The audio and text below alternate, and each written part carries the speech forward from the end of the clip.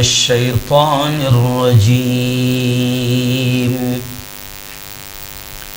بسم الله الرحمن الرحيم لا يستوي أصحاب النار وأصحاب الجنة أصحاب الجنة هم الفائزون صدق الله العظيم۔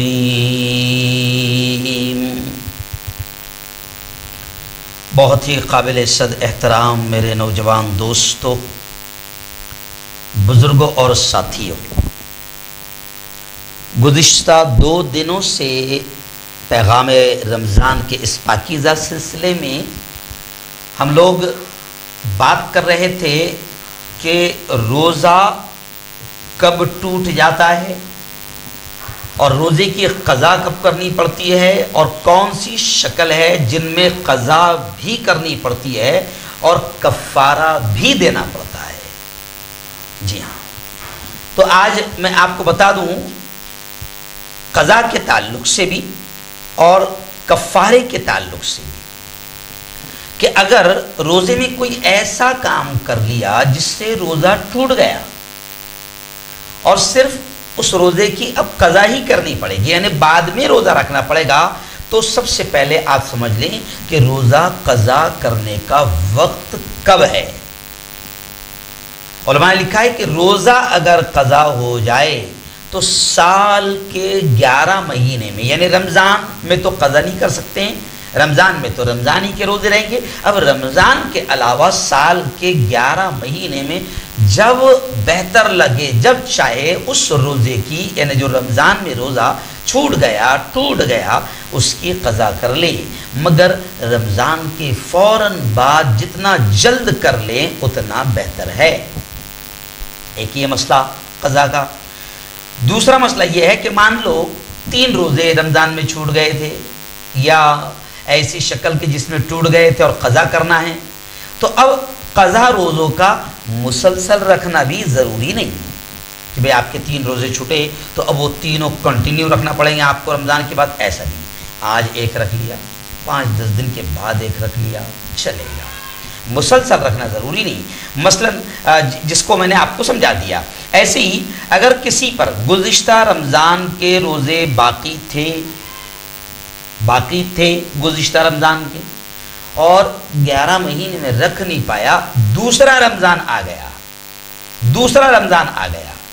تو پہلے اس رمضان کے روزے رکھ لے، پھر رمضان کے بعد قضا روزے پورے کر لے۔ یہ ایک مسئلہ اس میں اہم ہے۔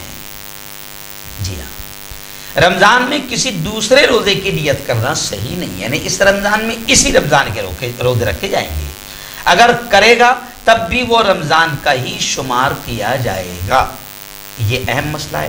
اب آئیے کفارہ کیسے ادا کرنا ہے، کفارہ ادا کرنے کی شکلیں کیا کیا ہے، تو وہ آپ سمجھ لیں تھوڑا سا۔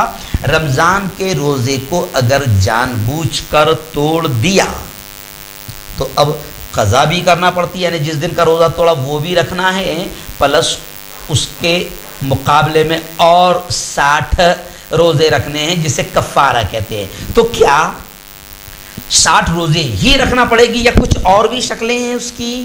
تو آج اس مسئلے کو سمجھ لیں۔ کفارہ ادا کرنے کی صورتیں کچھ یہ ہے، ایک روزے کے بدلے میں مسلسل 2 مہینے کے روزے رکھنا ضروری ہے، پہلی شکل تو یہ ہے، اور اس میں بھی اگر 2 مہینے کے درمیان میں ایک روزہ بھی چھوٹ گیا، جیسے میں بار بار بتا رہا ہوں کہ 60 روزے کنٹینیو رکھنا ہے اور 59 روزے ہوئے تھے، 60 میں ایک ہی کم تھا اور 60واں نہیں رکھ پایا کسی وجہ سے، تو اب پھر سے واپس 60 روزے رکھنے پڑیں گے، یعنی سزا کفارہ بڑا خطرناک ہے۔ تو ایک شکل تو یہ ہے، اس لیے علماء نے لکھا کہ کفارے کا روزہ ایسے وقت شروع کرنا چاہیے جب آدمی خوب تندرست ہو اور آگے کوئی ایسا دن بھی نہ آنے والا ہو جس میں روزہ رکھنا حرام ہے۔ مان لو بقرعید کے وقت میں رکھنا شروع کیا تو تو ظاہر بات ہے کہ بقرعید کے جو 3 دن آئیں گے اس میں روزہ رکھنا حرام ہے، تو اب وہ تو گڑبڑ ہو جائے گی۔ تو جب 60 روزے آپ کو رکھنا ہے تو اس میں ایک تو آپ نے تندرست ہونا چاہیے کہ 2 مہینے کے کنٹینیو روزے آپ رکھ سکیں، اور دوسری بات یہ کہ ان 60 دنوں کے بیچ میں ایسا عید کا دن بھی نہیں آنا چاہیے کہ جس دن روزہ ہی رکھنا حرام ہے، گناہ ہے۔ تو یہ دیکھ لیں۔ اچھا، دوسری شکل کیا ہے؟ کفارے کے روزہ رکھنے کے درمیان میں اگر عورت کو حیض آ جائے، ماہواری آ جائے، یعنی کسی عورت کو 60 دن کے روزے رکھنا ہے تو اس میں تو حیض آئے گا ہی آئے گا، تو حیض کی مدت ختم کر کے فوراً روزہ شروع کر دینا چاہیے۔ یعنی عورت کے لیے یہ رکاوٹ نہیں ہے، کیونکہ یہ قدرتی معاملہ ہے، قدرت نے اس کو معذور کیا ہوا ہے۔ حیض کے دن، ماہواری کے دن، پیریڈ کے دن قدرت نے رکھے ہیں، تو اس لیے عورت کے لیے یہ رکاوٹ نہیں۔ جتنے دن اس کے ماہواری کے رہیں گے اتنے دن پھر وہ آگے واپس کنٹینیو کر لے گی، جو چھوٹے ہیں آگے واپس وہ کنٹینیو کر لے گی۔ اس لیے عورت کو اجازت دی گئی ہے۔ البتہ نفاس کہتے ہیں ڈلیوری، اگر نفاس کی وجہ سے روزے چھوٹ جائیں تو پھر کفارہ صحیح نہیں ہوگا۔ یعنی عورت کو اگر کفارے کے 60 روزے رکھنا ہے تو وہ دیکھ لیں پہلے کہ ان پیریڈ میں، مان لو وہ حمل سے ہیں تو ان پیریڈ میں اس کی ڈیلیوری تو نہیں آنے والی ہے۔ اگر ڈیلیوری بیچ میں آئیں گی تو یہ نہیں چلے گا۔ ہاں، ماہواری پیریڈ کی اجازت ہے کہ اتنے روزے وہ چھوڑ کے بعد میں کنٹینیو کر سکتی ہے۔ تیسری شکل کیا ہے؟ بھیا اگر 2 مہینے کے روزے رکھ ہی نہیں سکتا ہے، اور ظاہر بات ہے کہ بڑا مشکل عمل ہے، اگر ایک بھی چھوٹ گیا تو پھر سے رکھنا پڑتے ہیں، تو اگر 2 مہینے کے روزے رکھنے کی طاقت نہ ہو تو پھر کیسے ادا کرے کفارہ؟ تو اس کی شکل یہ ہے کہ پھر 60 مسکینوں کو، فقیروں کو دونوں وقت پیٹ بھر کھانا کھلائے۔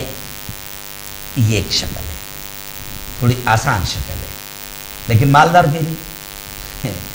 تو 60 مسکینوں کو دونوں وقت پیٹ بھر کھانا کھلائے، یا پھر تیسری شکل صدقہ فطر میں جتنا غلہ دیا جاتا ہے، جتنا صدقہ فطر میں اپن اناج دیتے ہیں اتنا غلہ یا اس کی قیمت ان کو دے دے۔ جی ہاں، 60 فقیروں کو۔ چوتھی شکل تھی غلام آزاد کرنے کی، تو وہ پہلے زمانے میں تھا غلام آزاد کرنا، اب وہ غلام آزاد کرنے کی صورت نہیں رہی، اس لیے اس کا ذکر بھی نہیں۔ جی ہاں، اور پانچویں اہم شکل، اگر اکٹھا 60 مسکینوں کو کھانا نہیں کھلا سکا یا اکٹھا 60 فقیر نہیں ملے تو پھر 60 دن ایک ہی فقیر کو 60 دن دونوں وقت میں کھانا کھلا دے۔ جی ہاں، 60 دنوں تک، یا پھر 60 دنوں تک روزانہ 1 دن کا غلہ دے دیا کرے، یہ بھی جائز ہے۔ مگر ایک آدمی کو 60 دنوں کا اکٹھا غلہ یا اکٹھی قیمت ایک ہی دن دے دے تو کفارہ ادا نہیں ہوگا، بلکہ ایک آدمی کو 1 دن کا غلہ دینا چاہیے۔ یہ اس میں ذرا پوائنٹ ہے۔ اور اگر ایک ہی رمضان کے 3-4 روزے چھوٹ گئے تب بھی ایک ہی کفارہ واجب ہے۔ چلو، اتنا تو چھوٹ ہے کہ بھائی ایسا پورے رمضان میں 2-3 روزے چھوٹ گئے تھے ایسے، اور یعنی ایسی غلطی کیا تھا، ایسے باولے چالے کیا تھا کہ جس میں کفارہ دینا ضروری تھا، تو ایک ہی رمضان کے اگر 2-3 روزے ایسے ہو گئے ہیں تو ایک ہی کفارے سے کام چل جائے گا۔ لیکن اگر یہ روزے 2 رمضان کے ہوں، یعنی پہلے رمضان میں بھی ایسی گڑبڑی کیا تھا، روزہ رکھ کر جان بوجھ کر بیوی سے ہم بستری کر لیا تھا، یا روزہ رکھ کر جان بوجھ کر کھا پی لیا تھا، تو پچھلے رمضان میں جو کیا تھا، تو اب 2 الگ الگ کفارے دینا ہوں گے۔ یعنی اس رمضان کا الگ 60 روزے، اس رمضان میں جو گڑبڑ کیا تھا اس کے الگ ہے۔ اچھا، رمضان کے علاوہ اگر کوئی نفل روزہ توڑ دیا تو پھر کفارہ واجب نہیں۔ یہ اہم بات ہے، کفارہ صرف کب ہے؟ رمضان کے روزے میں۔ رمضان کے علاوہ اگر کوئی نفل روزہ تھا وہ توڑ دیا تو کفارہ واجب نہیں، اس کی قضا کر لینی چاہیے۔ میں سمجھتا ہوں کہ میں نے بڑی آرام آرام سے سمجھایا، آپ سمجھ گئے ہوں گے، اور بہت اہم مسئلہ ہے، دوسروں تک بھی پہنچا دو، اس کا ثواب آپ کو بھی ملے گا۔